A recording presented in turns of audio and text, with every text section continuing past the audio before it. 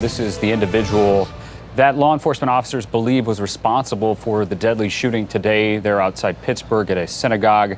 Obviously, we've been reporting that he has been taken into custody. There were initial reports that he was taken to the hospital. We're not quite sure if that was because he actually sustained injuries or if it was just for precautionary reasons. But again, he's in law enforcement custody. And then now we have the next phase of the investigation, which will be that interview. We don't know if he will be cooperating with officials, how that interview process will go, if he'll lawyer up immediately. Again, a lot of questions remain. But obviously, as we've been discussing all morning, that may be an opportunity to glean a little bit of insight into what his thinking was, perhaps his motivation going into this. But a lot ahead for investigators as they try to piece together what took place today. I wonder, James, if there's ever kind of a presumption that he might be a cooperative kind of witness, because if he's already signposting that he's about to do something on social media, saying, can't sit by and watch my people get slaughtered, screw your optics, I'm going in. It almost sounds like an announcement of, I want people to know what I'm doing, what my train of thought is. So might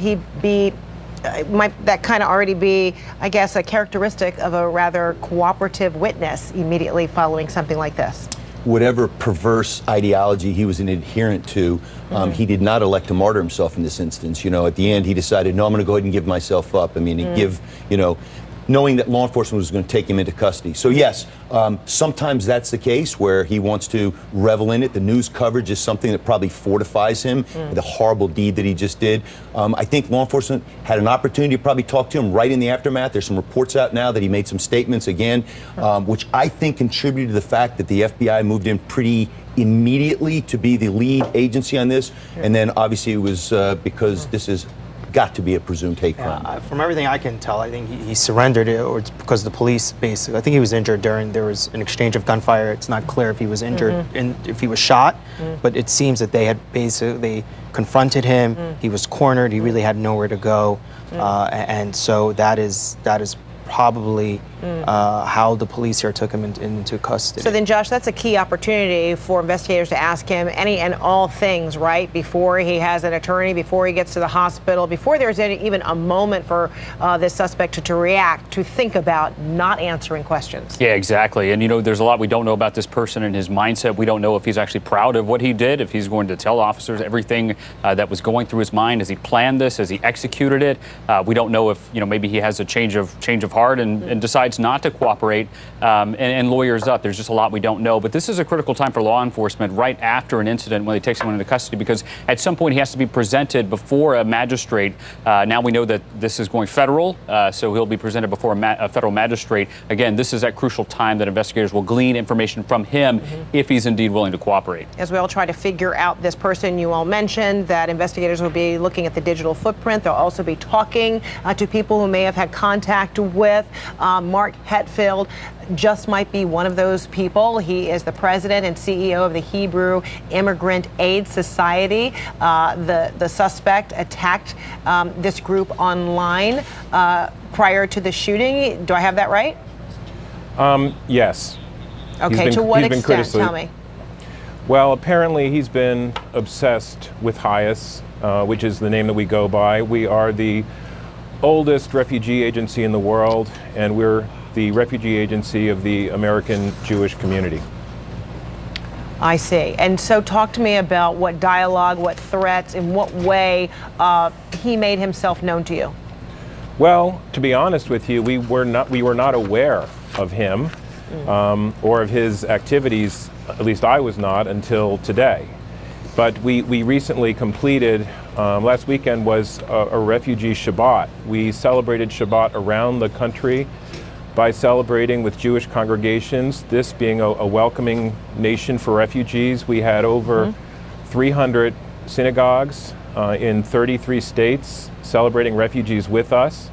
And apparently he found this offensive and was pretty active on social media about this. So then, Robert Bowers, who is the suspect, this 46-year-old, we had reported earlier that he posted on his Gab account that he professed this, saying, quote, "Can't sit by and watch my people get slaughtered. Screw your optics, I'm going in." And then apparently in that same posting, Bowers wrote, HIAS, right? HIAS likes to bring in invaders that kill our people.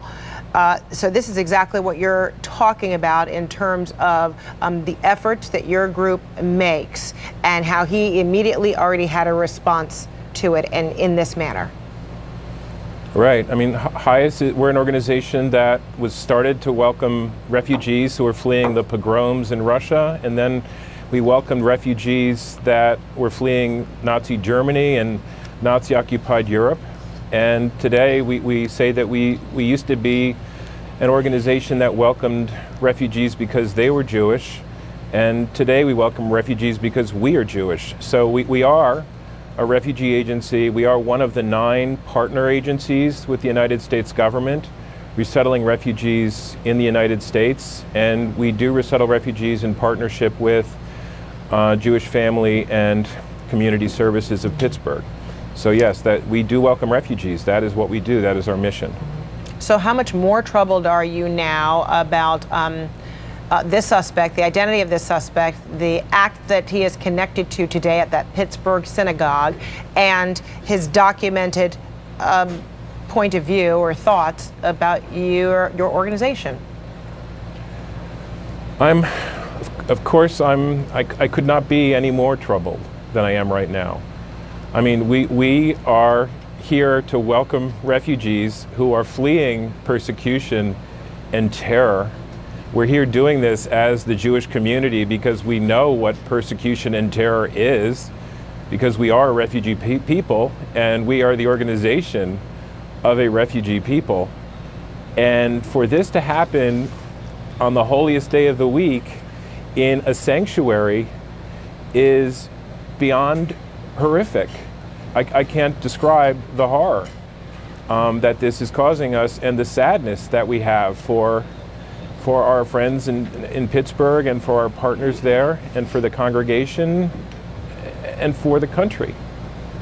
This happening on Shabbat. Now, how do you see what happened today in any way influencing you, your mission, your group, your commitment?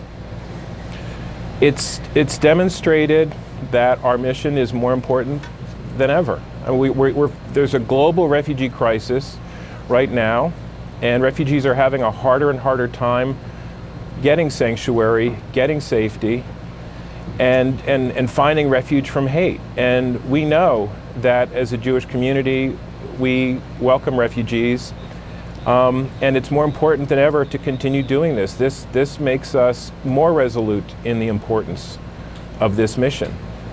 Do you believe he is acting alone, or do you believe he has company in this professed sentiment? And does that bring additional worry to you or concerns about safety? There's certainly a lot of hate out there. There's a lot of hate toward refugees, toward Jews, toward transgendered people, towards Latinos, toward the other. That really worries me. And so, of course, we're worried. This doesn't seem to be, it's certainly not going away.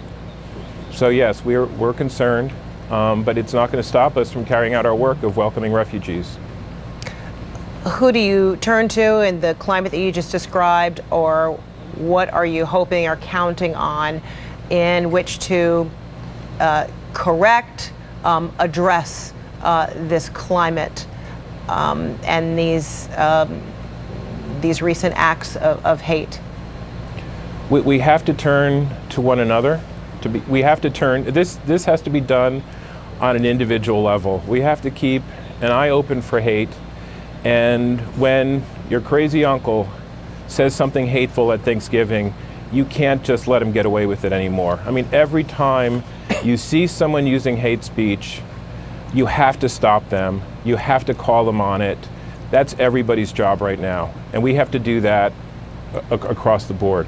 I mean, that's the strategy, is everybody has to be engaged in calling out hate. Mark Hetfield, thank you so much for your thoughts. Of course, all of us are pained by everything that's taking place here. Our hearts go out to all of the family members, all those impacted by what has transpired today. Appreciate it. Thank you.